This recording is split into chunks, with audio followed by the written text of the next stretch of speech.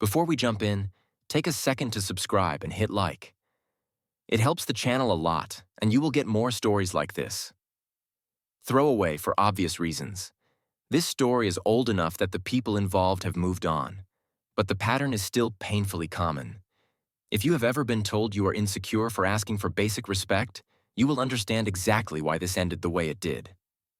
I was with Sophie for a little over 4 years. We lived in a mid-sized city where everyone thinks they are anonymous, but somehow everybody knows everybody. I worked in cybersecurity at a logistics company, the kind of job that looks boring from the outside but pays well and quietly eats your evenings. Sophie was in brand and PR. She had that kind of energy that fills a room. She could walk into a bar with a messy bun and still somehow look like the plan. We met at a charity event. My friend dragged me there with the promise of free food and the kind of networking I always pretended not to need. Sophie was running the sign-in table, stressed, laughing, saving the day. When the printer jammed, I fixed it. She called me her hero and handed me a wristband like it was a medal. We talked the whole night. Late, we ended up sitting on the curb outside, sharing cold leftovers and trading our best terrible life decisions like they were jokes. I remember thinking she felt like a new start. Early on, she mentioned her ex, Ryan. They dated in college and broke up in a storm. She described him as magnetic and chaotic, the kind of guy who made a plan and then changed it on a whim because he felt like it. He was always hunting for the next rush. She said he was unreliable, but she said it with a half smile, like unreliability was a charming flaw instead of a warning label. I did not think much of it. Everyone has a past. I trusted that the past stayed in the past. The first year with Sophie felt easy. We did the normal couple stuff. Weekend hikes, cooking experiments that ended in takeout, lazy Sundays with coffee and movies. She teased me for alphabetizing my spice rack. I teased her for leaving 3 half-full water glasses around the apartment like she was building a hydration shrine. Then the real relationship started, the part where life tests you. Sophie got laid off when her agency lost a major client. It hit her hard. She went from confident and fast-talking to staring at her laptop for hours like the screen was judging her. She could not sleep. She started waking up at 3 a.m. and scrolling job sites until sunrise, then crying because everything looked impossible. I stepped in without keeping score. I covered rent for a while. I took on more groceries. I paid for her phone bill when she said she would get it next week.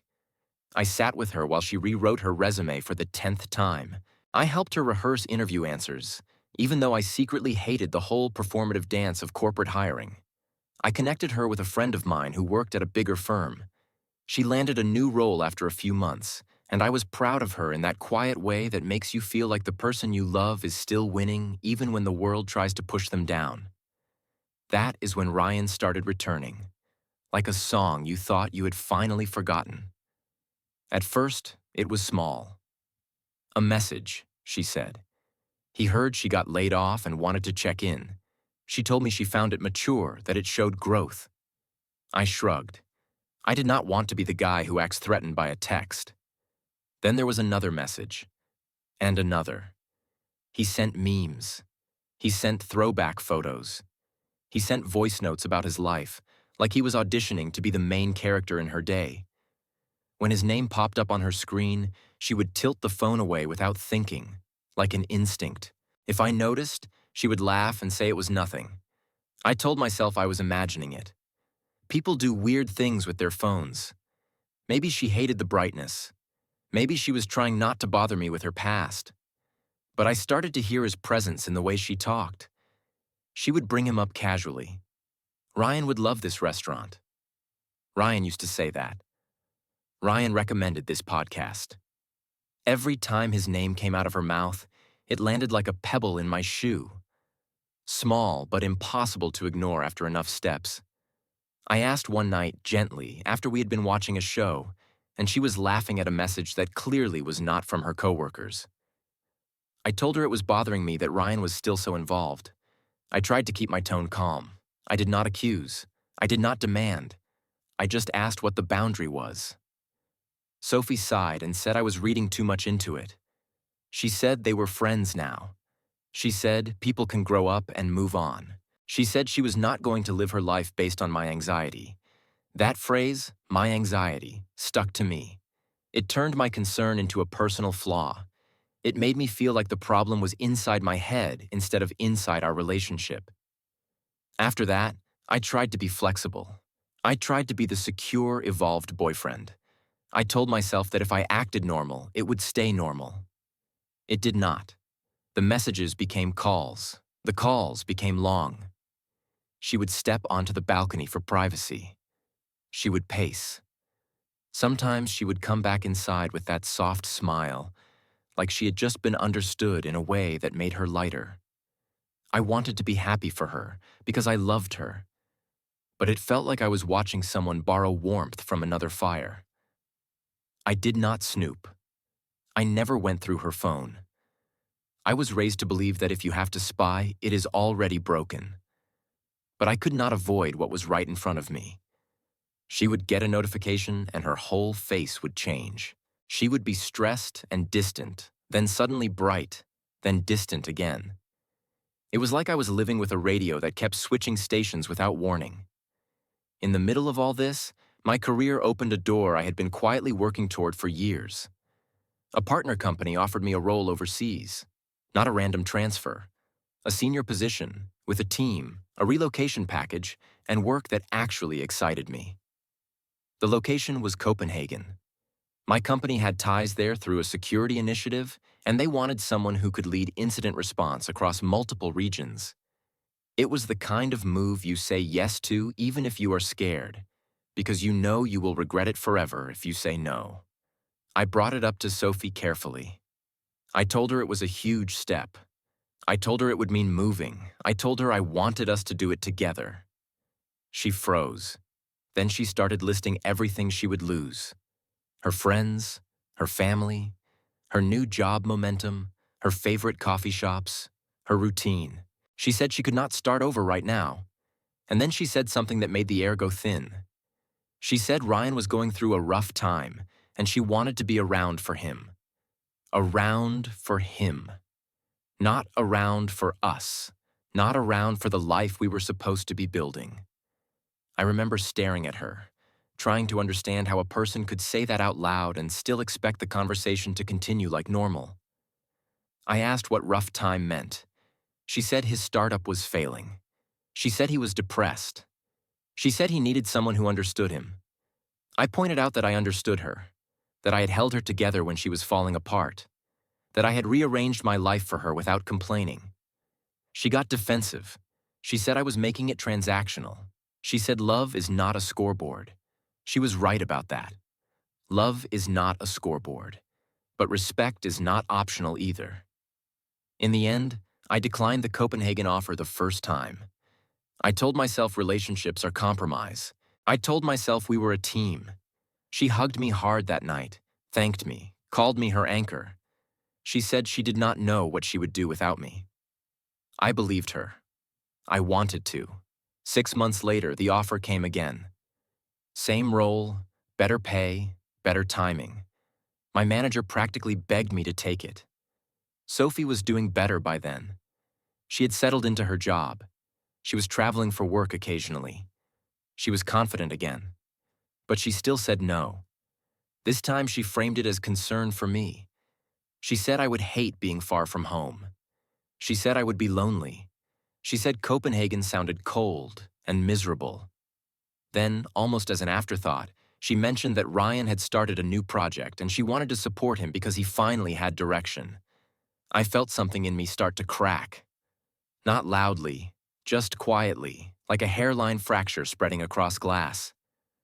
I declined again. I told myself it was temporary, that the right time would come. The third offer came nearly a year later, and by then, the relationship had changed shape. Sophie and Ryan were no longer occasional. They were regular. They met for coffee. She called it catching up. She said they were in the same friend group anyway. She said it would be awkward to cut him off. They went to concerts with friends, which somehow always ended up with her sitting next to him in photos. She would post stories with captions about old souls and familiar laughter. If I asked about it, she would say I was reading into everything. One night I came home and found her scrolling through old pictures, not on social media, in her camera roll, photos from years ago. Her and Ryan on a beach, arms around each other, sunburnt, carefree. I asked why she still had them saved. Sophie snapped. She said memories are not something you delete just because someone else is insecure. She said I was paranoid and controlling. It was the first time she used controlling. That word is a weapon when you are just asking to be treated like a partner. I stopped arguing after that. Not because I agreed, but because I could feel myself getting tired in a way that sleep does not fix. A week later, my manager pulled me into a meeting and said they were making the Copenhagen offer one last time. Take it, or they move on. Start date in 2 months. The whole package. The kind of opportunity that only comes if you have been quietly delivering for years. That night, Sophie and I went to dinner. She spent half the meal on her phone, laughing softly at something, then turning the screen face down when I looked up. I did not ask who it was. I already knew. I told her about Copenhagen again. I said we should talk seriously. I said it could be a fresh start. A better life. I said I wanted to stop circling the same arguments and actually build something. She sighed like I was asking her to do taxes on a holiday. She said she was happy here. She said I was trying to use the move to escape my jealousy. I told her the jealousy was not the point. The point was boundaries. The point was that Ryan was taking up space in our relationship. I said it felt like emotional cheating. I said it did not feel normal to have to compete with an ex for attention. Sophie looked at me like I had insulted her intelligence. She said emotional cheating was dramatic. She said I needed to grow up. Then she dropped the line that changed everything. She said she was not cutting off her ex just because I was insecure. She said it like it was reasonable, like it was final. Something went very still inside me. Not angry, not explosive, just clear. I nodded slowly and said, "Fair point." Then I went home, went into the bedroom, sat on the edge of the bed, and accepted the offer. I did it quietly, like signing a document you should have signed long ago. I did not tell Sophie, not out of spite, out of peace. The next weeks felt like watching my own life from a distance. Sophie went on like nothing happened. She kept texting Ryan, she kept meeting him. She posted more stories about connection and freedom. She made little comments about how predictable I was, how I always planned everything, how I never did anything spontaneous. She would say it playfully, but there was truth behind it. Predictable was her way of saying safe. Safe was her way of saying boring. I stopped trying to convince her to see me. I put my energy into logistics. I told my manager yes. I started the paperwork. I arranged shipping for my essentials. I found a small furnished place in Copenhagen to start with. I canceled subscriptions. I sold furniture I did not need. I worked late and stayed quiet at home. Sophie noticed my distance, but she interpreted it the way she always did. She assumed I would eventually come back around. She thought I was sulking. She thought I would apologize for being insecure. One evening, about a month before my move, she came home late. She smelled like cocktails and cold air. She tossed her keys in the bowl, sat down, and said we need to talk. I already knew what the conversation would be because I had heard it before in different words. She said this was not working. She said I was suffocating her. She said I kept making Ryan a thing when he was just a friend. She said she needed space to figure out what she wanted. Then she said Ryan got her. He was fun. He was spontaneous. They talked about real things without judgment. She said I was always safe, always planning, always trying to control outcomes. I told her calmly that I had turned down Copenhagen twice for her. She waved it away like it was a minor detail. She said whatever. That was my choice. She said she deserved someone who matched her energy. She said she was not saying she was going back to Ryan, but she was tired of being told who she could talk to. I did not beg. I did not fight. I did not even raise my voice. I just looked at her and said, "Fair point." She blinked like she expected me to panic. She asked if that was all I had to say. I told her she had made her choice clear. I told her if she wanted space, she should take it. She got angry. She said I was cold. She said I would regret it when I realized nobody else would put up with my boring routine. She grabbed an overnight bag and left, slamming the door hard enough that the picture frames rattled. The apartment went silent. I sat there for a while, not even sad in the way I expected. More like my body finally unclenched after holding tension for years. I poured water, not alcohol, and stood by the window watching car headlights slide across the street. I realized I'd been living in a constant state of negotiating my own worth. That night, I blocked her number, not to punish her, to stop myself from being pulled back into the same loop. The next day, I finished what I'd already started. I had arranged to end the lease. I had already lined up a new tenant through a local listing, a graduate student named Marco. Quiet, polite, punctual, the kind of person who would never know they were stepping into someone else's escape plan. I moved out slowly and cleanly. No social media announcements, no dramatic notes. I took what was mine and left the rest. I did not want reminders. I wanted space. The week of my flight, Sophie tried to reach me through other people. She messaged my friend asking if I was okay. She emailed me saying I was being childish. She said we should talk like adults. Then she sent a long message through an unknown number saying she did not mean it, that she was stressed, that Ryan was just a friend, that I was overreacting. I did not respond. I was done explaining basic respect to someone who treated it like an inconvenience. The day before my flight, I handed Marco the keys. I showed him where the breaker box was, how the heater worked, what day the trash went out. He thanked me. He looked excited, nervous, hopeful. I slept at a small hotel near the airport. For the first time in years, my future did not feel like something I had to negotiate. The next afternoon, my phone buzzed with a message from Sophie. It was from a different number. She said she wanted to meet. She said she wanted to fix things. She said she was coming over. I did not reply. An hour later, she showed up at the apartment. I know because my friend texted me after. He lived in the same building and saw it from his balcony like it was a street performance. Sophie knocked. She knocked again. She looked annoyed, then confused. Then the door opened and Marco stepped out, holding a box of kitchen stuff, wearing sweatpants, looking like he had been living there for weeks. Sophie asked where I was. Marco said he did not know any Nate. He said he just moved in and the previous tenant had moved out. He was polite, but firm, the way you have to be with strangers who think they own your time. Sophie stood there frozen.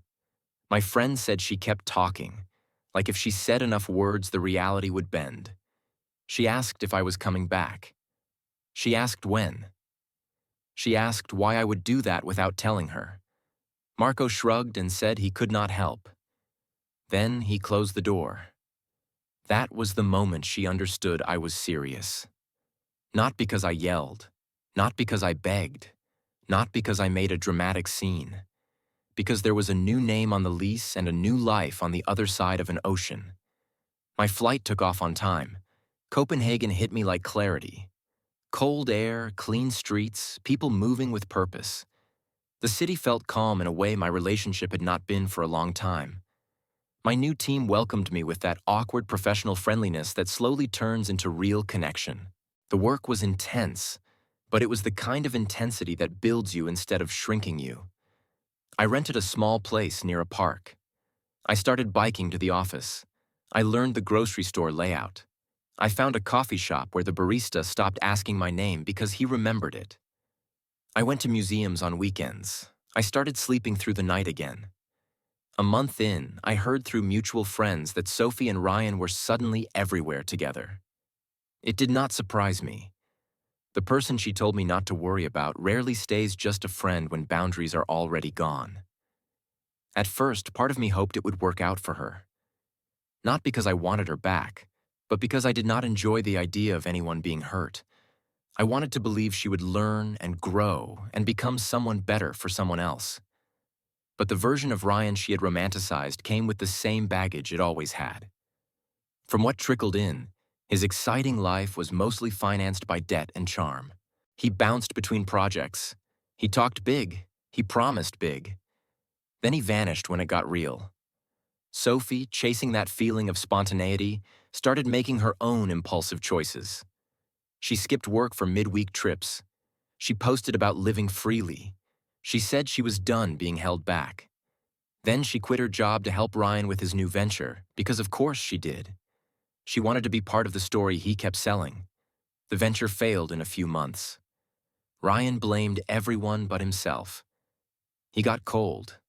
He flirted openly. He disappeared for days. Sophie started calling friends in tears, saying she felt abandoned, saying she did not recognize him anymore, saying she was trying so hard to support him, but he kept pushing her away. I remember reading those updates and feeling a strange mix of sadness and confirmation. Not joy, not revenge, just the quiet acknowledgement that I had been right about the pattern. She tried to reach me again after that. First, it was a polite email to my work address. She said she heard I moved overseas. She said congratulations. She said she missed talking. She said she realized she took me for granted. Then it became more direct.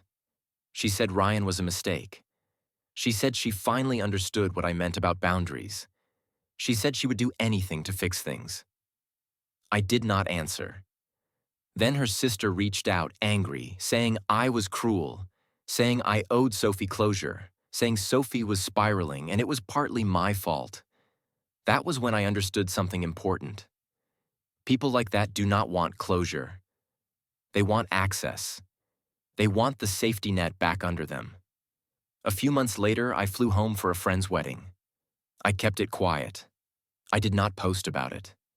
I did not tell mutual friends beyond the couple getting married. I thought I could slip in, celebrate, and leave without drama. The wedding was at a small venue outside the city. String lights, music, warm laughter.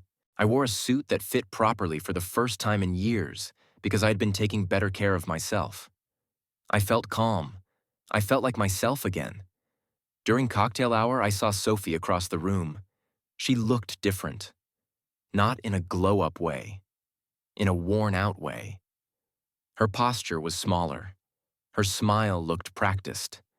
Her eyes kept scanning the room like she was looking for an exit and a rescue at the same time. She spotted me and walked straight over, like gravity did not exist for her anymore. She told me I looked good. She told me she could not believe I actually did it. She asked if we could talk, really talk, just for a minute. I told her it was not the place. She started talking anyway. She said Ryan ruined her finances. She said she quit her job and could not get a new one easily. She said her friends distanced themselves. She said she felt stupid. She said she missed the stability I brought. Then she said the line that proved everything. She said she needed her rock again. Rock, anchor, safety. The words people use when they want what you provide, not who you are. I listened without interrupting. Not because she deserved it, but because I wanted to end it cleanly in my own head. When she finished, I told her calmly that chapter was closed. I told her I built a new life. I told her she was not part of it. She got angry quickly, like the apology was only real as long as it worked. She said I was heartless. She said I was punishing her. She said everyone thought I was cruel. I nodded once and said fair point. Then I walked back to my friends and rejoined the celebration. I did not look back. The best kind of karma is not watching someone fall. It is realizing you are no longer standing where they can push you. Back in Copenhagen, my life kept moving. I earned a leadership track. I traveled on weekends.